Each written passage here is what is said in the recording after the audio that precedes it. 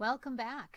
The destination is what we're most comfortable with, and I venture to say when you told me you were, really fairly skilled at quality of service, it's because we've focused on this part of the quality of the experience.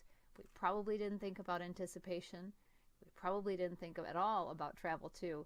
We've been focusing on once people arrive at our door, then how do we take care of them or handle it? So let's just spend a few minutes again talking about the on-site experience in terms of quality.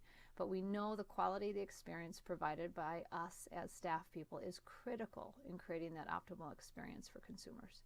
We know we could do all these other moments of truth distinctions along the way, but boy, rubber, meets the road when they walk in our front door and we have that face-to-face kind of delivery. So quality is all about exceeding our guests' expectations, as we defined earlier. But what we didn't talk about are where do expectations come from? This whole part of the experience, again, so critical, so important, but we've spent a lot of time training people and talking about it. So how can we get better? So I constantly look for theoretical frameworks to help us be better providers. The 5 phases of the experience is one of those, but also the idea of really breaking down expectations, because if quality is exceeding expectations, then we've got to understand expectations. It's as simple as that. So as an organization, we want to think first about where expectations come from. And if I said to you, what did you expect from this online class? What are your expectations for this class? I would say to you, well, what are you basing those expectations on? So for some of you, because I know who's in this class, you've had me for class before. So you'd have an expectation of a class because you've had an experience with me. So if I wanted to learn about your expectations, I would have hoped in your past experience with me, I would have surveyed and asked you, because then I'd know what you'd expect. I'd know what you liked and you didn't like, and I'd have a sense of things that worked with you. So we're going to talk about the 6 places expectations come from, but I want you to think about, what do you expect when you go to Disney? What do you expect if you're going skiing out west? What do you expect if you're going to a fine dining restaurant in town? Right? You're always forming those based on 6 different things in general. So one is, you've been to the site before. I've been to Disney. I've been skiing out west, right? I've been to that fine dining restaurant. I've been in class with you, Patty, right? That's the kind of idea. So if I want to understand your expectations and you've been with me, you've been to my facility, I've served you before, I better have a survey process to understand how satisfied you were with the experience. So step 1. Step 2, you may have never been to one like me, but I can base some understanding of your expectations because you may have been to other facilities like me. Amusement park, you've never been to Disney, but you've been to Cedar Point. So I should investigate then what those competitors or benchmark organizations are doing, so I have an understanding of what you'd expect from me. You've never been to my fine dining establishment, but I sure better understand the other fine dining establishments around me, so I understand what customers will expect from me. Okay? Even doesn't mean I'm going to do that kind of service delivery. It just means I know what to expect, so I can prepare everything about my competitive advantage or unique aspects, because I know what everybody else is doing. Again, I mentioned week 1, there are a few things. I will not make marketing decisions for an organization or with an organization until I gather some information. And one is competitive information. What are the people like us, or our customers' eyes that are like us, doing? Secondly, what do our customers say about us, right? So these first 2 things help me define expectations so I can understand how best to position our agency and, again, exceed expectations and communicate effectively. The third things we say expectations are formed from are our marketing communication or our advertising. Just meaning, again, all those things in anticipation. I send out a brochure. I send out a flyer. I send out any of those items. I am creating expectations in your eyes. So you may have never been to my organization. You may have never been to anyone like me, but I send you material. You look at my website, right? You get on social media, And I am creating expectations by the language I use, the pictures I use, how I lay things out. I learned early on in my career the power of this. When I worked for Marriott and had moved to the Courtyard by Marriott division, managing those 15 hotels, I was walking by one of our front desks and I heard a guest check in. And I heard the front desk clerk working with the guest, and the guest said, this was a Michigan hotel down in the Detroit area, and it was a Michigan hotel, and we had 200 hotels in the nation at that time, all corporate owned and managed. They were identical, cookie cutter, not like Courtyards are today. They were literally same bricks, same design, all centered on a courtyard.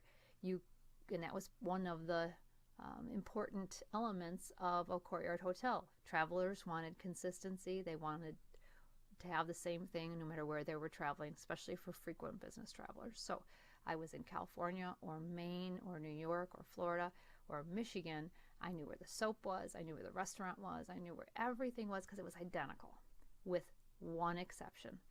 In northern hotels, there was an indoor pool. In southern hotels, there was an outdoor pool. And it literally was the only exception with any of the hotels.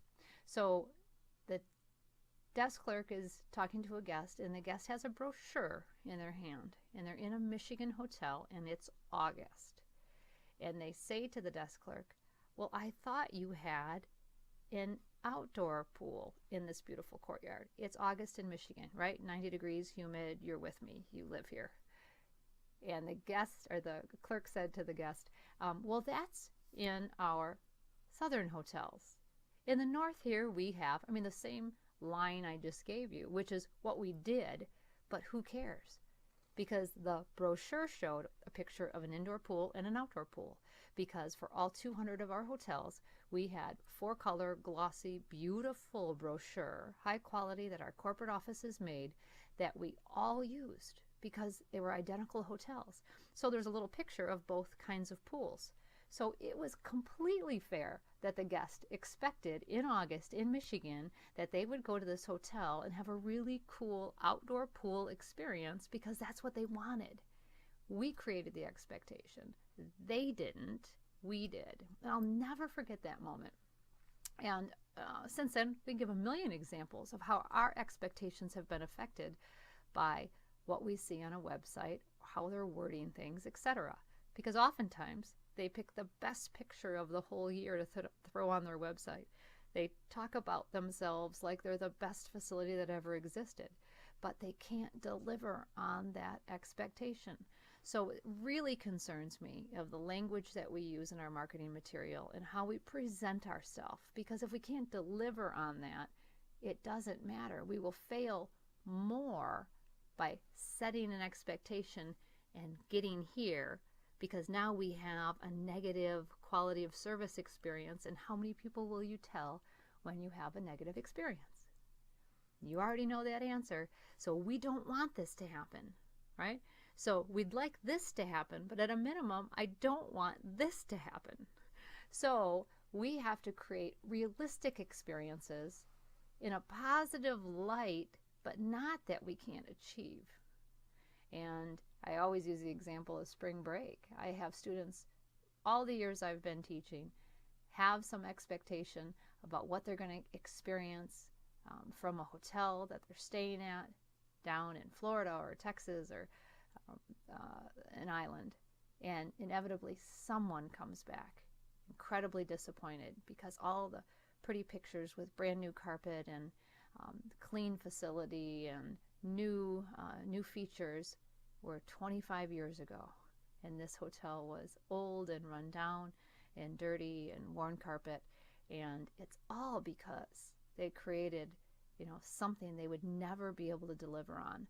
So what a short-term, poor quality experience, and it's completely marketer's fault. So as an organization, if we're going to get a handle on people's expectations, we have to understand how our marketing communication is perceived by them. So I'm a big believer in, if we design something, we give it to a focus group of existing customers or customers who aren't yet with us, but people who are willing to share their feedback. And I have found people are willing to share their feedback about our websites, our designs, our looks, our our brochures, everything that we use to communicate with. So focus groups are a real popular way to do that. And I wouldn't design anything anymore without feedback from the outside. So people tell us, what do you think this means, and what would you think you're going to get as an experience with us as a result of these, and do we deliver on this? And if we don't, let's make sure we redo this again. So far, experiences with me, experiences with others like me, and then how our marketing communication looks. The fourth area is word of mouth, and you already know it's most powerful form. Why? Because it's believable. You know, again, $1 million a billboard isn't going to do it if I've got people personally telling other people that we're not of high quality. Or conversely, on a good level, that they're telling them we are, and you have to go because it's so awesome, kind of thing. So I want to know what people are going to say. Therefore, we should always have survey feedback again about the satisfaction or dissatisfaction or neutral experiences we're creating. These tend to be 4 pretty common sources of expectations you'd read in other places. But the uniqueness of the HTM industry, we have a couple other things that we need to anticipate because people expect something different for these 2 things. And one is the season they're with us. If you're coming to a concert, an outdoor concert in May versus July versus November, right, you may anticipate very different kinds of experiences or expect different things as a result. Conversely, you're golfing in different times of the year. You're skiing even in different times of the year. You're participating, you're going to a resort, you're going out to eat. Every time of year has a different expectation from the people we serve. So it's important, and one of the things that I say to staffs often is brainstorm with your staff. If it's December and someone's coming to our restaurant, what kinds of things would they expect, and what kinds of things can we help with to make this a better experience? I was working with a zoo in Michigan, and we were doing service training with 240 staff members for their season. And it was really a great experience. We did that for a couple years. But one of the things we did is small groups of employees, we brainstormed the biggest barriers to quality of service. And one of the barriers was that people get mad when they come to the zoo and it rains or it's bad weather. So weather became this barrier to them providing quality service. And I said, let's take that then, and instead of saying what you can't do, you can't control the weather, I'm with you, but what can you do to create a better experience for guests? So we said, let's say it's raining. What kinds of things could you do as a staff to help? And maybe it's not raining yet. And they ended up eventually coming up with a whole bunch of ideas that didn't necessarily cost the organization money, but completely provided a better quality of experience to the visitors. And then anticipating rain as the season at a zoo, they said everything from, again, and we see this more often now, but posting a sheet at the entrance that said what the weather was going to be for the day. And if we had an 80% chance of rain, tell them before they ever come in. Secondly, maybe we create a policy that isn't so negatively rewarding that, I'm sorry, act of God, you've paid, we're not going to give you your money back. We see this in golf courses and zoos and attractions. They don't let people have the experience because they just take their money and then they say, so sorry, the weather's been bad. Well, we've seen some organizations get a little better with that and actually say, well, we're going to give you 2 tickets, if there are 2 of you that paid, to come back again. And yet other organizations fully refund their money. So I'd say to you in those 3 examples, what do you think the staff said at the zoo that they should do? Because really their policy at the time was, I'm sorry for your bad luck, but it rained and come again, we hope another time. Do you think anybody's going to want to come there and take the risk with you? And even if you gave passes to come again, what happens if they're from out of town? What happens if they were, this was a one-shot deal because the grandkids in from California to visit. Why would we do that? Why wouldn't we rise to the highest level to be concerned about them having a great experience with us? Because if our why was in place, our why, and really what we wanted were people to come to us and have exceptional experiences, we would do anything in our ability to make sure that happens. Because do you think people are going to think badly of us if we give them their money back so they can come back again and spend their money to have a really great experience if they didn't like this one or if the rain detoured them. But I also, and the staff also, brainstormed other ways that they could deal with the rain. So it wasn't just posting the weather and being really open and telling people in advance or giving them their money back if they wanted to leave, but it was giving them free rain ponchos. You could sell them in the gift shop for 99 cents, like the plastic bag poncho things, but why not just give them to them as they arrive? Let them know there's an 80% chance of rain. Here's the poncho for everybody in your party. Just put them on, and I'm going to tell you the zoo is even more exceptional in the rain, because guess what the animals do in the rain? I love this pausing because I think you're answering it. But what happens in the rain? The animals come out. To see a zoo in a 90-degree day, which probably is a popular zoo day or an 80-degree day, right? A hot day is not a great day to go to a zoo, because what do the animals do? Yeah, they lay around in the shade behind a tree, right? They're not doing anything. But in the rain, where it's a little cooler, it's a great day to go to a zoo. So we've seen organizations even have a stack of umbrellas. Let people, when they walk in your facility, take an umbrella, and you're going to put your big old logo all over that thing. So guess what? In the rare likelihood that someone would take one from your zoo, then let it be. Because what great promotional advertising, walking around with this big old zebra or giraffe or elephant or whatever animal that has your logo all over it. Let them do it. Because do you know what the research says? How many people will really try and get you? Who will try and steal things from you, cheat you out of things as an organization? Out of 100 people who are dissatisfied with what you're doing, how many are trying to get you?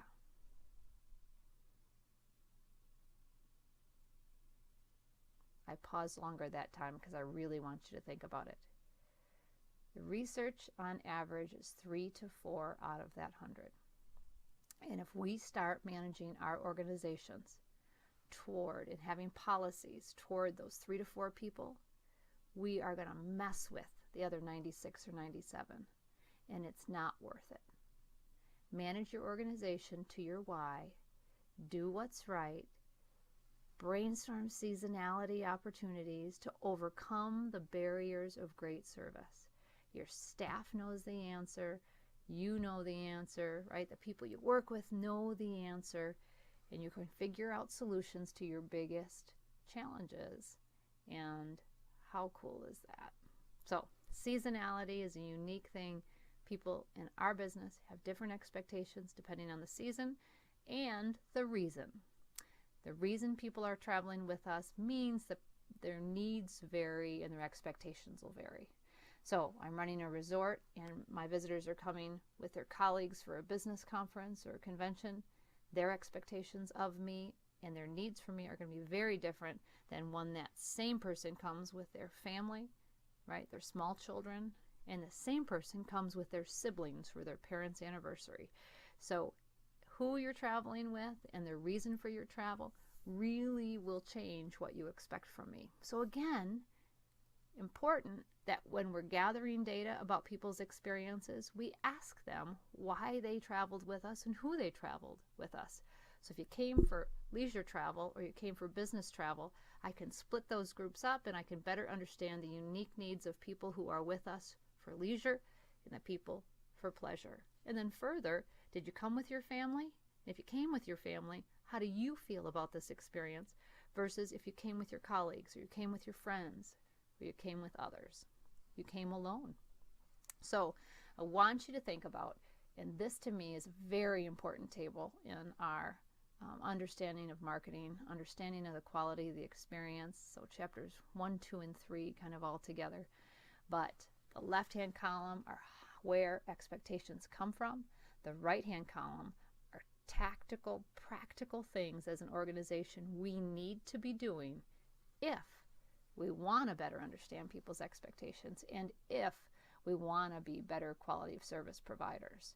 If we're not doing these things on the right, We are going to continue to be challenged and plagued by poor quality practices or iffy quality practices, etc. So spend a lot of time on this. And again, not a lot of time in the book. It's incredibly important. Please think about it. Think about how organizations are or are not using these tools.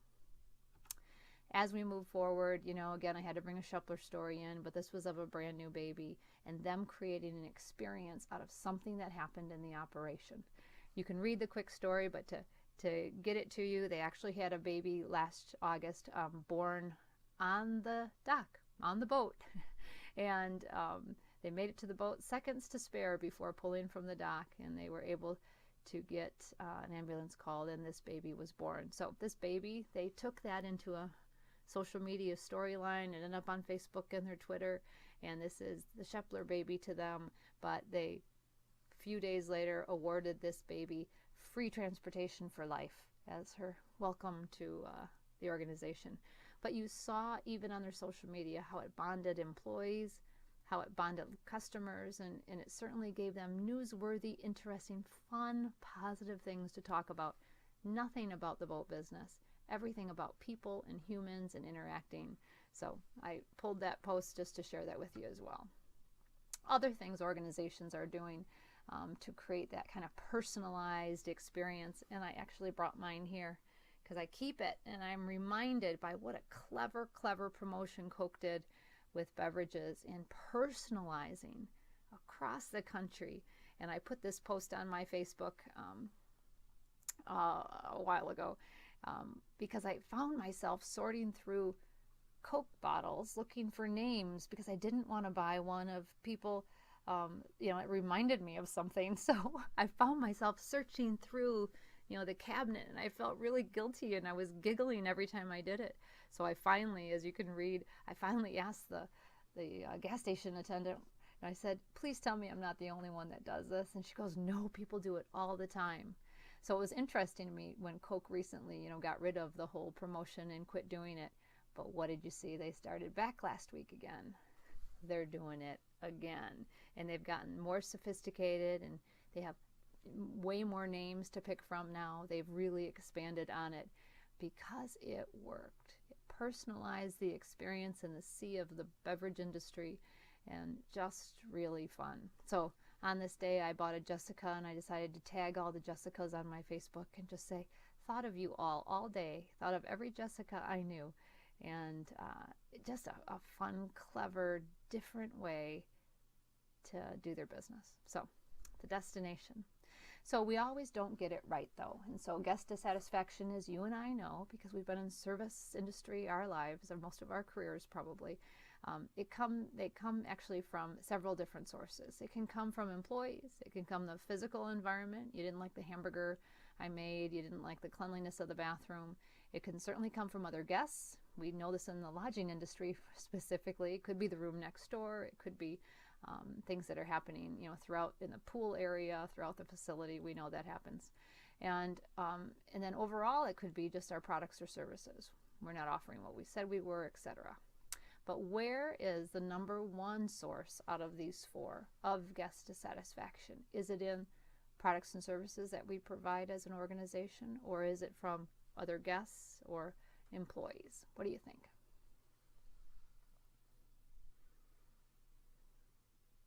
"67% of all guest dissatisfaction comes from you and me, the service provider.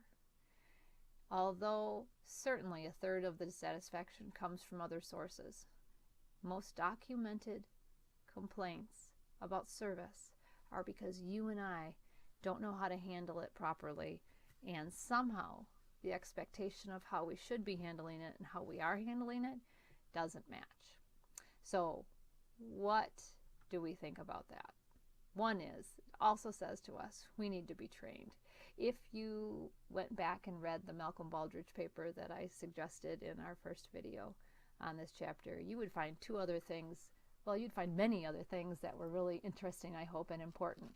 But there were a couple things that I mentioned earlier. One was the concept of empowerment, where the Ritz-Carlton actually gives employees a $2,000 boundary to make sure a guest experience is right. So they have the power of $2,000 of value for every situation they face to make sure the guest will be okay. And they too say, is the guest always right?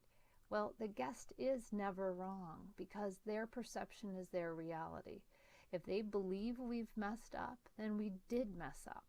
There's an old story in Nordstrom's that in quality circles that said a guest came in to return a tire to a Nordstrom's. And the guest said, do you have a receipt? They said no. They said, well, how much did you spend on the tire? And they said $65. So they reached in the Nordstrom cash drawer and they handed the guest $65. And the guest said, thank you so much. I'm so glad you always take care of me here. And they said, you're welcome. Well, the funny part of the story is Nordstrom's doesn't sell tires.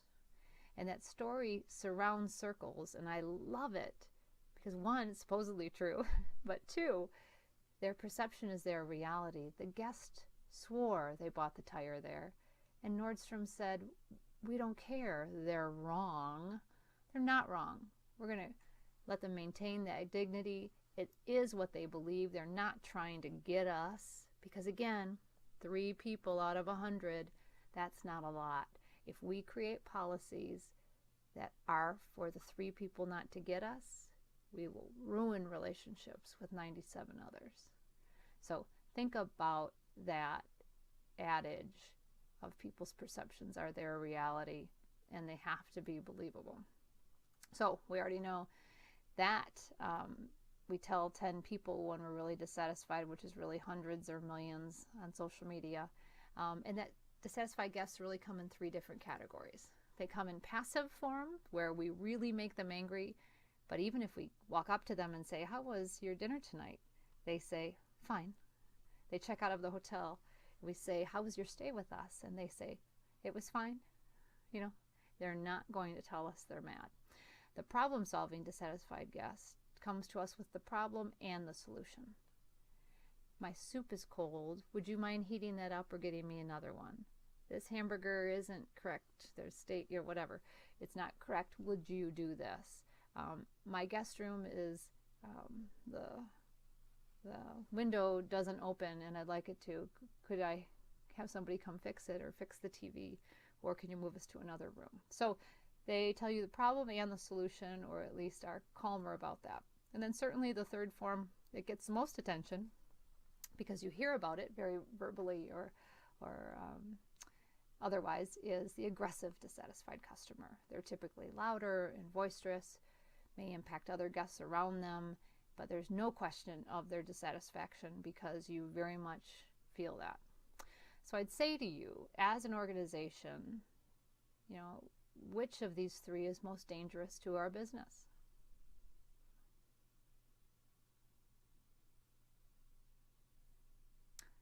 Sometimes people say the aggressive dissatisfied guests because they're making the most noise or impacting other guests. Nobody ever says the problem-solving guest, you know, the one who's more calm. But the right answer in this case is really the passive dissatisfied guest. They are most dangerous. Why? Because they're not telling us there's a problem. I'll take one of those aggressive guests any day. It's not easy to handle, but boy, am I thankful that they're willing to tell us we messed up. In their eyes, we messed up. The problem-solving guest, equally, I have to give as much consideration and thanks to them. Just because they're calm doesn't mean they're not equally as likely never to come to us again if we don't take care of them. And the passive dissatisfied guest is the one who made us feel like everything was okay, but they turned around and left and told a whole bunch of people. So they did not give me the chance to recover, and that will be deadly to us. So knowing that, we have to have means of not only learning how to better handle situations that aren't easy for us with a aggressive dissatisfied guests. What are those techniques? And in this chapter, talk about that. And I imagine most of your training in guest service has been around dealing with difficult kinds of situations that you're faced. But now you're managing and running these organizations, right? That's what your degree is helping you achieve, is higher management status. So what are you going to do to reach those that aren't easy to reach, because that's going to be the key. We're going to handle and learn to handle those other situations. But again, even with those others, if we don't have an empowered staff who have the power to manage it at the front lines, we will not be as successful. Secondly, if we create policies that keep people from being able to give and deliver good service, like no money back, right? Or here's a couple passes. If you are in the area again, come back and see us. That kind of policy, practice, training will really hurt us as an organization. So we have to think about those things. But reaching passive guests, we're going to have to, first of all, look at what they're saying online. A passive guest, we never tell you and me, but they may certainly write about it in a blog, online, on their Facebook and social media, even on our website that critiques our performance. So I need to have a management system in place in my organization that regularly looks for feedback on all of these sites, responds to it, addresses it, seeks these opportunities as opportunities, and what a chance to learn and grow. And if we recover, or I'd like to say when we recover from these situations with guests, we will have a guest for life, because there aren't many organizations who take care of people like that. And this would be a really smart strategy as an organization to actually dedicate time and effort to making sure we've reached those passive, dissatisfied guests. And I venture to say, as we focus on it, it will minimize, because we will become better service providers as a result. And the ultimate goal would be to eliminate dissatisfaction. Chances are, because we're human, that will never happen, so we don't want to set that up as a goal, but we do want to continually strive and improve on the number of complaints or the number of things we have, and improve our whole system by what we learn, and better ways to operate. Questionnaires, again, if I go back to where expectations come from, and if I'm wanting to know what people expect, I'm going to hear feedback of things we don't do well and things we do well. Things like mystery shopping, where we have survey research being done as people pretending to be customers, and they get a critical look at our organization from the eyes of a customer at the same time, which we're going to be doing yet today, or this week, I should say. Proactive hospitality steps. We see this as fairly common in our business, but the old lobby lizard, where a manager hangs out in the lobby and talks to guests and meets them and greets them on their way in and out of our properties, or at a restaurant when a manager comes up and sincerely asks each guest how their meal was. How was your pasta this evening? Please tell me what you think about your experience tonight.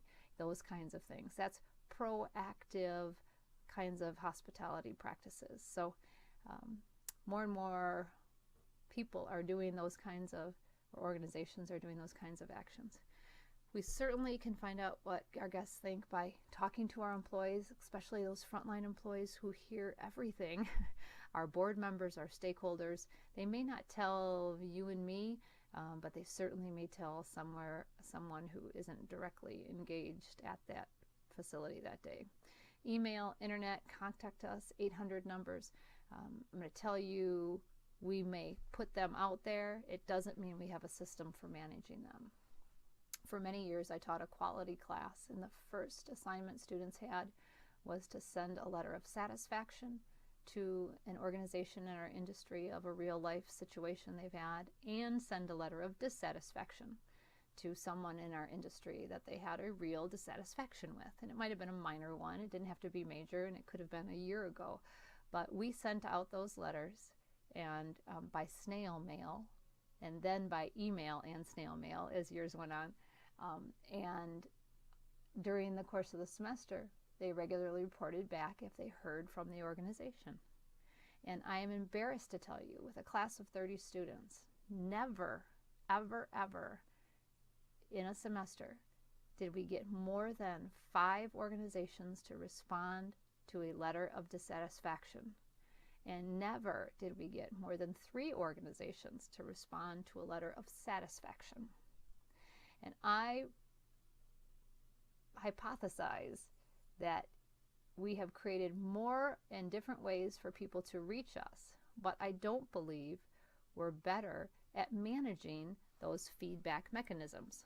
So, who responds to emails that an organization gets that people are saying something really nice or something not so nice? Who responds to the telephone calls for those same things? The 800 numbers, the internet, the social media sources. We have to have practices in place that do and manage those sources that we're asking for feedback, but we may or may not be doing anything. Just even look at posts on someone's web or on a Facebook page of somebody not saying something positive. The organization isn't even responding to that, or they're deleting it. Worse, they should be seeking that as what an opportunity to, one, say we're sorry, because that's not our why. Our why is you have an exceptional experience with us. And if we have failed at that, and we will fail at that, boy, we're going to make amends and we're going to try and make it up to you. So this reaching dissatisfied guests that are passive is really an important part of the process. Certainly the most historic way we've done that is comment cards. And know that comment cards for survey research drive two things: really happy and really mad. So that feedback on that card can be really critical. I see it as quite common in our field, and I would never want any of these listed to be in isolation. I would not ever do just comment cards in an organization. I would have a variety of tools, but I better manage each of those tools. Most organizations have the tool, don't do anything with it. So the attitude of quality-driven leaders is, one, learning about dissatisfaction is the best thing to happen to our business, because it's the way we can improve. It's feedback from the people we're trying to serve, and that dissatisfaction could be our employees sharing a dissatisfaction, our board members, our volunteers, and our external guests. Keep in mind, feedback is fabulous. Okay, it's important to reach those passive guests. I have to develop my skills at managing these encounters. They are not easy. I can give story after story, and I won't do that to you today, about how I have failed at handling those situations and learned and continue to learn about better and more improved ways of managing that. What I do know is that when you care, you really can manage it a lot easier, because it's not directed at me. It's directed at a situation, but I'm responsible for that situation, so I get a chance to make it up, and how cool is that? I need to know that I can and will make a difference. I'm going to work for organizations that empower me and allow me to do that. I would be stifled working for an organization that made me go to 5 supervisors. Again, they might be very successful, but if you're quality driven, you're going to be focused on resolving issues, because guests will have more loyalty. That's what they're looking for. They want to know they're cared for by every employee. Learning about perceptions help us improve, and their perception is their reality, but for every one guest dissatisfaction I learn of, there are 20 others out there that have the same problem and didn't tell me. So every guest comment, individual guest comment, has incredible weight in my organizations and how we do that. Those encounters, are so incredibly important. The delivery of what we do. I know it's something you're well skilled at and you know the most about, but do you think we're strategic about it? Do you think our organizations are really good collectively? I know you are. That's why you're studying this field. That's why you're interested in it. But you're running an organization now, right, that you have to get everybody to do that same thing.